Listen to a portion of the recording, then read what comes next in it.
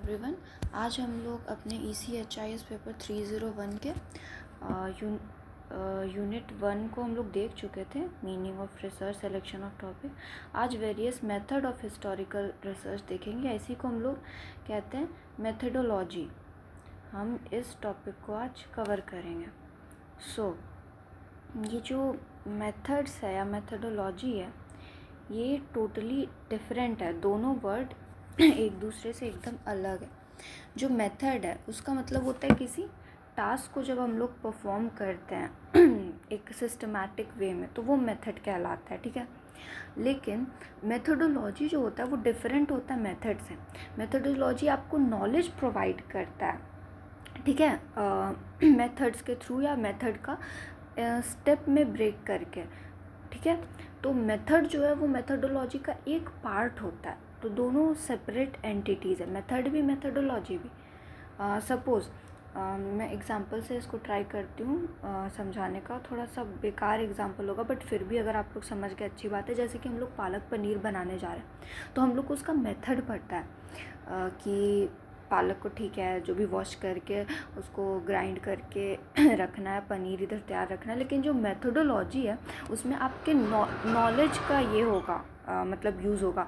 आपको हर स्टेप पता होना चाहिए कि किस स्टेप पे उसको कितना भूनना है, किस स्टेप पे उसमें क्या ऐड करना है। तो मेथड अलग है। मेथड में आ गया आपका प्रिपरेशन, मतलब जो आपने पहले से किया, और मेथडोलॉजी में आपने उसको पूरा बनाया स्टेप बाय स्टेप। तो ये है मेथड और मेथडोलॉजी। ऑलराइट, हम लोग आगे बढ़ते हैं इसमें। तो जो हम लोग का यहाँ पे हम लोग रिसर्च मेथड्स बेसिकली पढ़ रहे हैं। तो ये जो रिसर्च मेथड्स होते हैं ये मतलब डिवाइडेड होते हैं अलग अलग बेसिस पे, ठीक है। यहाँ पे हम लोग दो बेसिस देखते हैं। एक देखते हैं नेचर ऑफ प्रॉब्लम के बेसिस पे, दूसरा रेफरेंस ऑफ टाइम के बेसिस पे यहाँ पे डिवाइडेड आपको दिखेगा। तो नेचर ऑफ प्रॉब्लम के बेसिस पे दो है, क्वालिटेटिव रिसर्च मेथड या क्वांटिटेटिव मेथड, ठीक है। फिर रेफरेंस ऑफ टाइम के बेसिस पे आपको तीन मिलेंगे, past related methods, present related method, future related method. तो जो पास्ट रिलेटेड मेथड है इसमें आपका आ जाता है हिस्टोरिकल रिसर्च, जो कि बहुत वास्टली यूज़ किया जाता है या अभी भी बहुत मेजॉरिटी में यूज़ होता है वो हिस्टोरिकल रिसर्च। किसका एग्जांपल है हिस्टोरिकल रिसर्च? तो आपका पास्ट रिलेटेड मेथड्स का। प्रेजेंट रिलेटेड मेथड में आएगा आपका सर्वे केस स्टडी या सर्वे मेथड या एथनोग्राफी। फिर थर्ड है फ्यूचर रिलेटेड मेथड। इसमें एक ही आता है आपका एक्सपेरिमेंटल मेथड या एक्सपेरिमेंटल रिसर्च मेथड। अच्छा, इसको एक रफ इससे समझते हैं। हाँ, ये रिसर्च मेथड जो है नेचर के हिसाब से हम लोग देखा था, दो है, क्वालिटेटिव, क्वांटिटेटिव। फिर रेफरेंस ऑफ टाइम के हिसाब से तीन है। ये क्या था? Past research method, present research method, future research method.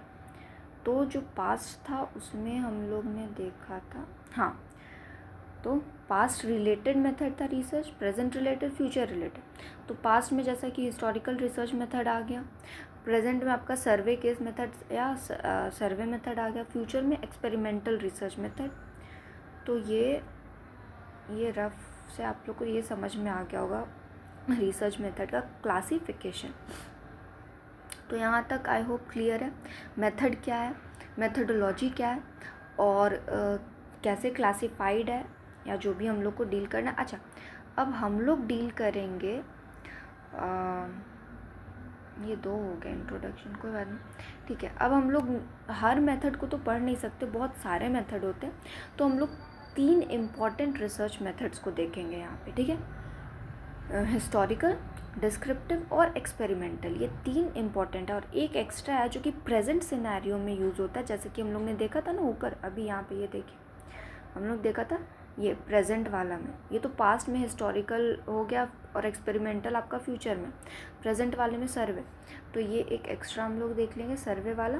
ऐसे प्रीडोमिनेंटली बेसिकली ये तीन हम लोग डील करेंगे, हिस्टोरिकल रिसर्च मेथड, आपका descriptive research method, experimental research method, ठीक है। तो हिस्टोरिकल के साथ हम लोग बिगिन करते हैं।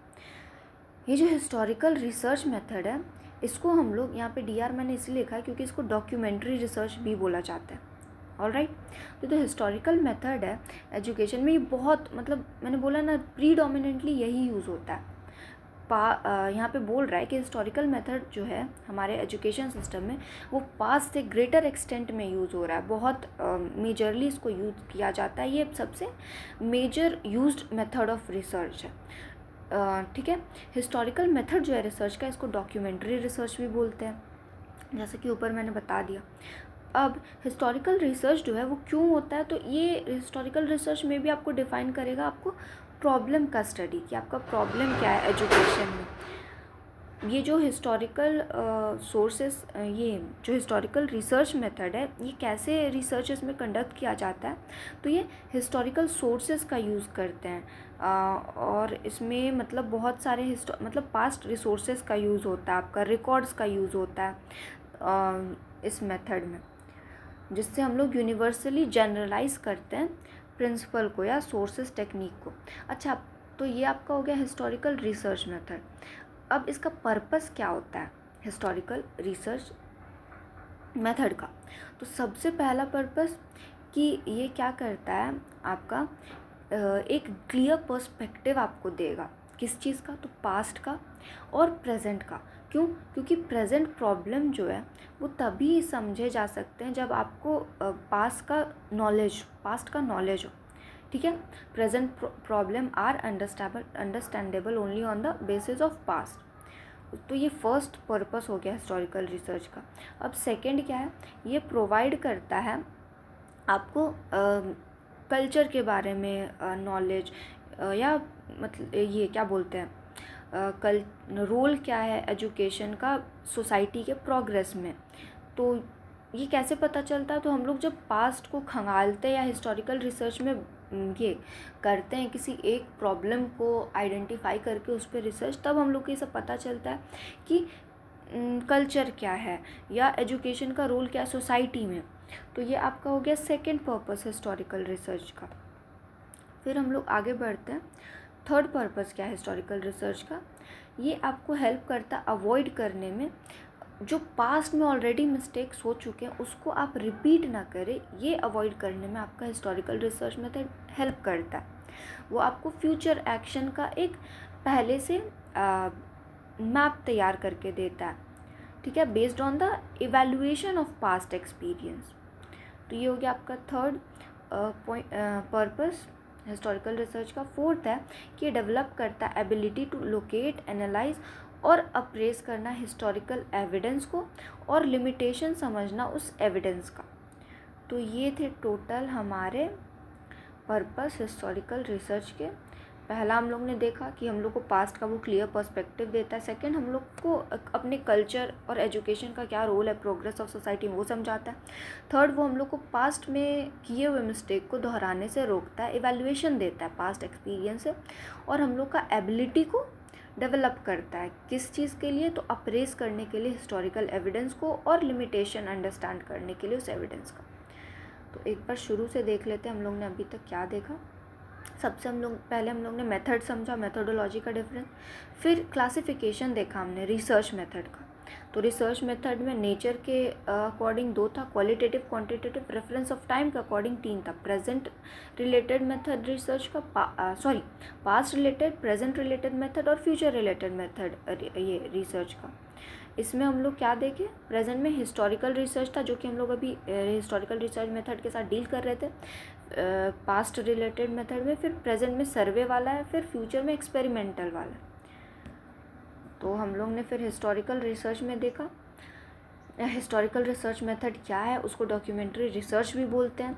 उसके पर्पस क्या है, तो क्लियर पर्सपेक्टिव गेन करना पास का, और ग्रेटर अप्रिशिएशन कल्चर के तरफ, प्रोग्रेस ऑफ सोसाइटी में कैसे हेल्प किया एजुकेशन, वो मिस्टेक करने से रोकता है हमारा ये हिस्टोरिकल रिसर्च।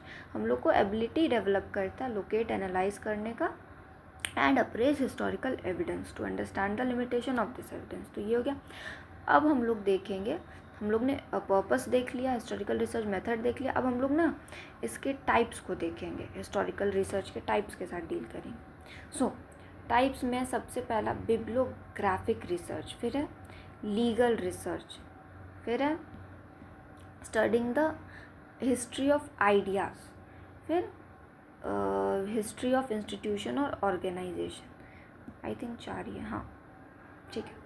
तो बिब्लियोग्राफिक रिसर्च समझते हैं। ये जो है ये एम करता है आपको मतलब एकदम ट्रूथफुली जो इम्पोर्टेंट फैक्ट्स होते हैं हमारे लाइफ के बारे में या कैरेक्टर अचीवमेंट के बारे में, वो सब डिटरमाइन करेगा। इसका एम ही होता है कि आपको डिटरमाइन करके प्रेजेंट करना एकदम 100% कि क्या इम्पोर्टेंट फैक्ट है लाइफ के बारे में, कैरेक्टर अचीवमेंट, इम्पोर्टेंट एजुकेटर्स के बारे में, या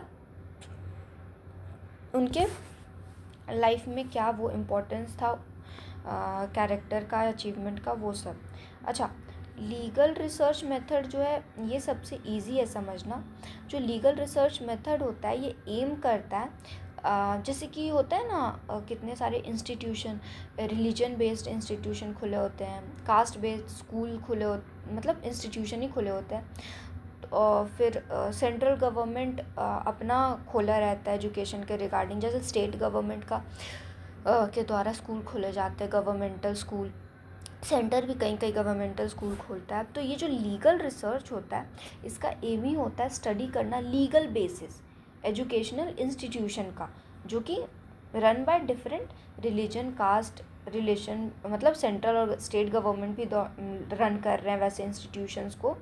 तो उन सब का लीगल स्टेटस को स्टडी करना ही एम होता है लीगल रिसर्च का। ये हम लोग टाइप्स देख रहे हैं, keep in mind, historical research method के।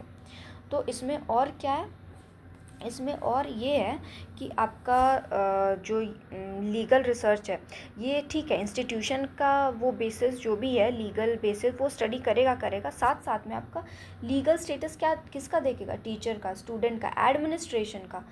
एडमिनिस्ट्रेशन में क्या, प्राइवेट एडेड स्कूल्स के एडमिनिस्ट्रेशन का, स्कूल फाइनेंस देखेगा, फिर पार्टिसिपेशन ऑफ स्टूडेंट्स को भी ये डिटरमाइन करेगा। मतलब एडमिनिस्ट्रेशन ऑफ यूनिवर्सिटी में कितना पार्टिसिपेशन है स्टूडेंट का। तो ये लीगल रिसर्च हो गया। सो हम लोग ने दो देखा, हिस्टोरिकल रिसर्च के टाइप में बिब्लियोग्राफिक रिसर्च, लीगल रिसर्च। अब हम लोग आते हैं studying the history of ideas. ये क्या है मतलब कुछ कुछ मेजर फिलोसॉफिकल होते हैं ना या साइंटिफिक थॉट्स, तो उनके ओरिजिन के को स्टडी करना, आखिर वो थॉट आया कहाँ से, वो आइडिया आया कहाँ से, वो आइडिया डेवलप मतलब कितने स्टेजेस से वो गुजरा डेवलप होने में, मतलब एक आइडिया बनने में। कोई भी आइडिया रातों रात डेवलप नहीं होता है, वो बहुत सारे स्टेजेस के थ्रू गुजरता है, तब जाके फाइनली वो आइडिया का शेप लेता है। तो इन सब के स्टडी के बारे में, मतलब studying the history of ideas, ये आपका थर्ड टाइप है हिस्टोरिकल रिसर्च का। इसमें आप कोई भी आइडिया का एग्जांपल दे सकते हैं, कैपिटलिज्म, कम्युनिज्म या वॉट एवर। फिर आता है फोर्थ पे, studying the history of institution and organization. इसमें क्या है, मतलब ये जो टाइप है हिस्टोरिकल रिसर्च का फोर्थ, इसमें क्या होता है कि कुछ प्रोमिनेंट, बहुत नामी गिरामी स्कूल हो, यूनिवर्सिटी हो या दूसरे एजुकेशनल इंस्टीट्यूशन हो, इनके बारे में हिस्टोरिकल रिसर्च किया जाता है। ठीक है, जैसे कि हम लोग कर सकते हैं नालंदा पे, तक्षशिला पे। तो वही है ये फोर्थ टाइप। ऑलराइट, तो हम लोग ने कर लिया। एक बार फिर से हिस्टोरिकल रिसर्च शुरू से देख लें। तो हम लोग ने देखा हिस्टोरिकल रिसर्च क्या है, उसका एक और नाम है डॉक्यूमेंट्री रिसर्च। फिर इसका पर्पस क्या है हिस्टोरिकल रिसर्च करने का, उस मेथड का पर्पस। फिर टाइप्स क्या देखे हम लोग ने, 4, बिब्लियोग्राफिक, लीगल और studying the history of ideas और ऑर्गेनाइजेशन इंस्टीट्यूशन। अब हिस्टोरिकल रिसर्च में स्टेप्स कितने होते हैं, तो टोटल 6 स्टेप है आपके। एक है सिलेक्शन ऑफ द प्रॉब्लम, सबसे पहले आप प्रॉब्लम को आइडेंटिफाई करेंगे रिसर्च में, फिर उस प्रॉब्लम को रख के आप एक हाइपोथेसिस फॉर्मुलेट करेंगे। अगर आप लोगों ने पिछला वीडियो देखा तो हाइपोथेसिस में मतलब उसमें मैंने बताया क्या होता है, वो परिकल्पना। इसको हम लोग अलग से भी डील करने वाले एक वीडियो में। फिर है कलेक्शन ऑफ डेटा होगा, फिर उसका फिर हिस्टोरिकल क्रिटिसिज्म किया जाएगा उस प्रॉब्लम का, फिर इंटरप्रेट किया जाएगा डेटा को, ये भी पिछले वीडियो में मैंने कवर किया, इंटरप्रिटेशन ऑफ डेटा। फिर writing of research report, finally उसका राइटिंग शुरू किया जाएगा। तो हम लोग एक एक करके डील करेंगे इस ये जो स्टेप्स है हिस्टोरिकल रिसर्च का। तो इसको हम लोग नेक्स्ट वीडियो में कवर करते हैं, लंबा हो रहा है थोड़ा सा वीडियो।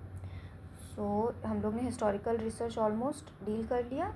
अब हम लोग नेक्स्ट वीडियो में इसके स्टेप्स देख लेंगे, फिर हम लोग ये डिस्क्रिप्टिव की तरफ बढ़ेंगे। ठीक है, डिस्क्रिप्टिव रिसर्च मेथड, एक्सपेरिमेंट।